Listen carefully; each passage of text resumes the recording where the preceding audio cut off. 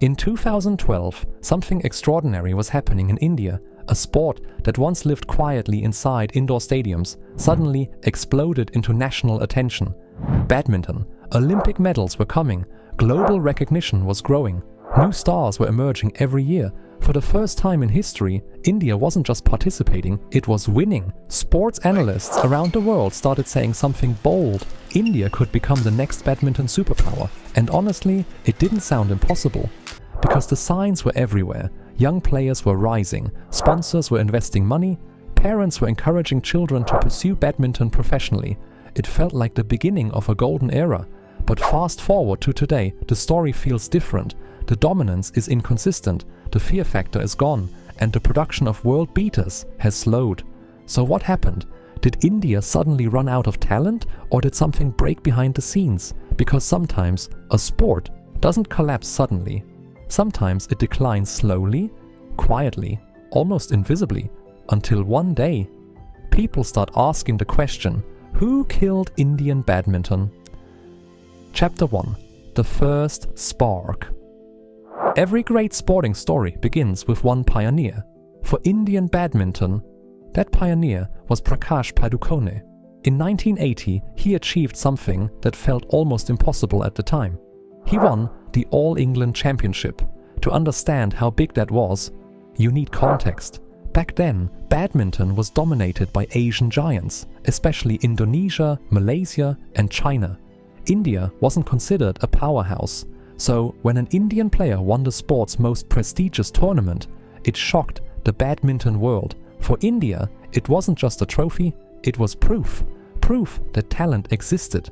Proof that Indians could compete with the best. But there was one problem. The system didn't evolve with the success.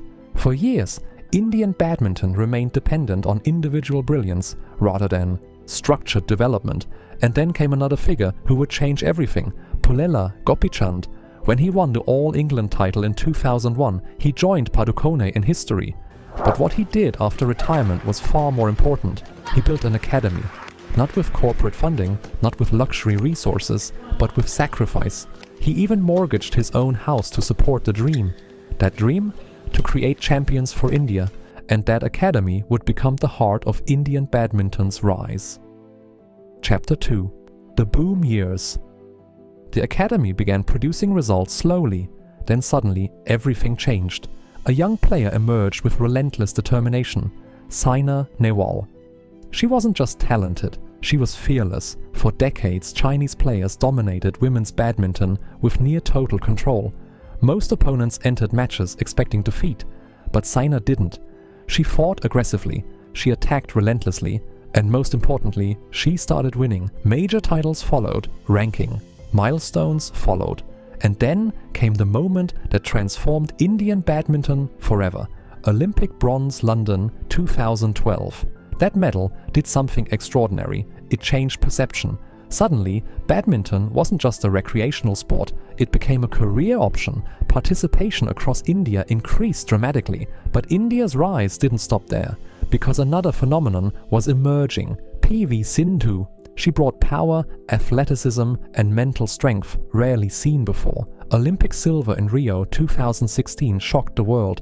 Then came World Championship gold in 2019. She became one of the most recognizable athletes globally. At one point in history, India had two of the biggest stars in women's badminton simultaneously. That's when experts began predicting a dynasty. Chapter 3. The dream of dominance. The success wasn't limited to women's singles. Men's badminton also surged forward. Kidambi Srikanth reached world number 1 ranking, something unimaginable a decade earlier. India started defeating traditional giants like China, Indonesia, and Denmark. These victories weren't lucky, they were consistent. Then came one of the greatest moments in Indian badminton history, the Thomas Cup victory, a team world championship. That achievement changed perception globally. India wasn't just producing individual champions, it could win collectively. Fans believed the future was secured, but beneath the celebrations, problems were growing. Chapter 4. The hidden weaknesses. Success can be dangerous, because success hides weaknesses. Indian badminton's biggest vulnerability was structural dependence.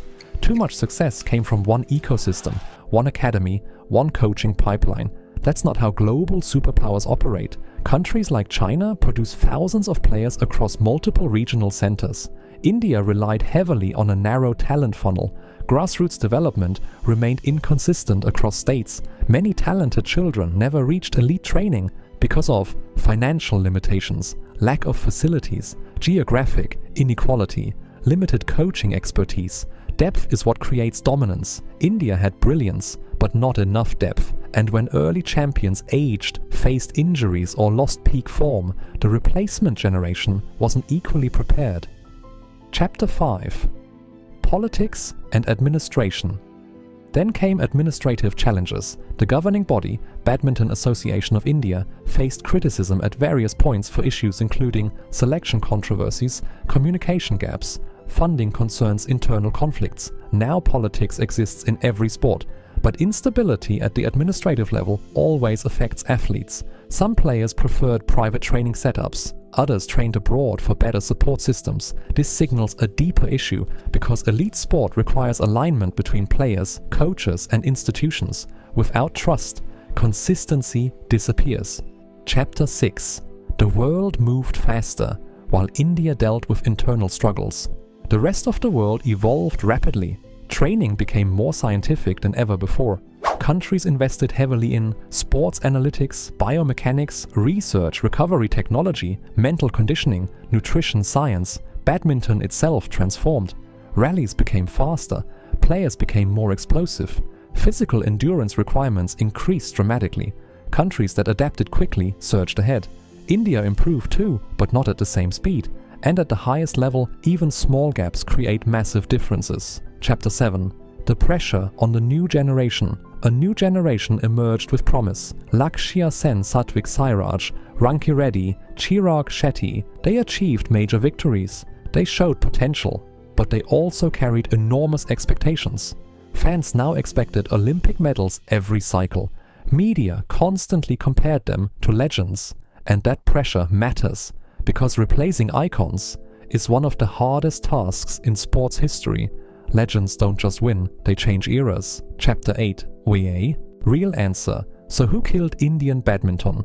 The truth is uncomfortable. There is no single villain. Not players, not coaches, not administrators alone. It was a combination of multiple factors. Structural weaknesses, slow modernization, over-reliance on individual stars, administrative friction, rising global competition. Indian badminton wasn't murdered, it was slowly neglected. So maybe the real question isn't who killed Indian badminton, maybe the real question is who will bring it back to life.